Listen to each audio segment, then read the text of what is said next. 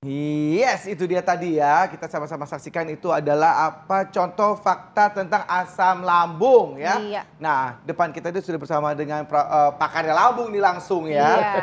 Dan tadi ada fakta mitos yang belum terjawab ya, Betul. ya dokter ya. Iya. Nah, GERD dan MAH ini katanya dapat memicu sesak napas. Iya. Ini fakta atau mitos? Ya, ini fakta. Fakta ya. Nah, saya bercerita salah satu dulu. Ya. Kalau yang tadi yang saya bilang sakit lambung itu lambung kita itu bisa melebar. Ya, jadi kan dia lambung itu kan seperti kantong. Ya. Jadi melebar itu akan menarik diafragma kita. Nah, itu pasien bisa sesak napas. Jadi sesak napas itu nggak melulu gejala GERD. Ini pertama, bisa aja karena lambung tadi dia begah, cepat kenyang, akhirnya dorong ke atas diafragma sesak napas. Sorry dok, itu melebarnya karena apa? Kebanyakan makan atau Iya bisa, kebanyakan cairan? bisa karena gas juga. Karena kan ya. lambungnya memproduksi gas. Iya. Mungkin juga karena faktor makanan sebelumnya, tambah lagi dia stres misalnya, jadi akhirnya dilatasi atau melebar tuh lambungnya itu. Nah, itu juga bisa menimbulkan sesak napas. Nah, kemudian yang kedua tadi saya bilang fakta, GERD tadi. Kalau GERD itu memang asam lambung tuh naik ke sini. Jadi dia panas dada itu memang kayak sulit bernapas, kayak gelagapan lah orang bilang itu. Dok, nah itu tadi tuh. Bisa, karena apa? Tadi asam lambung itu udah naik ke atas. Nah, bahkan kalau berlanjut itu asam lambung itu atau uapnya itu bisa masuk ke paru-paru. Nah, itu kadang-kadang juga bisa menginjus atau merangsang terjadinya asma. Nah, jadi makanya asma itu beberapa penelitian menyebutkan bahkan saat ini pasien-pasien asma itu 40% itu dirangsangnya atau dicetuskannya karena GERD-nya yang kambuh. Gitu. Karena GERD-nya yang kambuh ya. Nah dokter kalau misalnya udah sesak nafas nih dok, kadang-kadang suka jadi panik ya. Itu apa yang harus dilakukan pertama kali Jadi dok? kuncinya adalah ketika kita memang sedang mengalami serangan GERD, kita tenang aja. Karena kalau tenang tuh kita mereduce stres tadi, asam lambung juga produksi juga menurun. Tenang, oke lah ini sekarang ada apa? Air putih, udah minum aja air putih dulu biar tenang. Kalau kita punya antasida silakan minum obat Larutan antasida. penyegar gitu dok? Ya jangan. Itu bukan beda lagi ya dok? Beda. Kan panas dalam katanya kan kesannya. Iya beda, kalau itu beda kan ya. asam lambung. Jadi kita netralin aja pakai air putih boleh. Kemudian tadi kalau dia punya antasida ya macam-macam kan ada di warung lah istilahnya beli itu.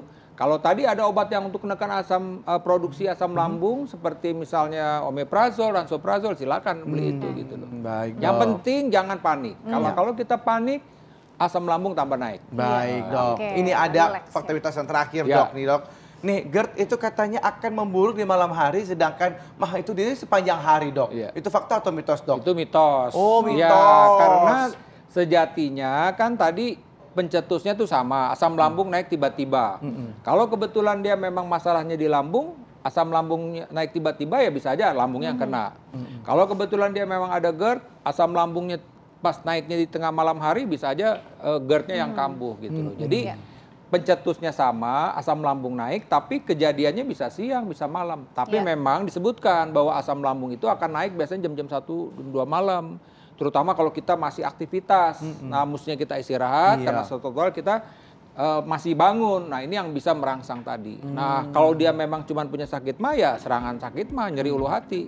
Tapi kalau dia punya GERD mungkin jadi serangan yang tadi panas dada seperti terbakar itu. Gitu. Baik dokter. Nah selanjutnya tipsnya nih dokter untuk pemirsa semua untuk mencegah terjadinya MAH atau asam lambung atau barangkali yang sudah mengalaminya untuk mengatasinya dok. Ya jadi secara umum terus terang saja memang sakit MAH, GERD ini adalah hal-hal yang berhubungan dengan faktor stres ya. Artinya bisa faktor karena asam lambung ini karena stres. Oleh karena itu ketika kita mengalami serangan tersebut kita mesti tenang, itu yang penting.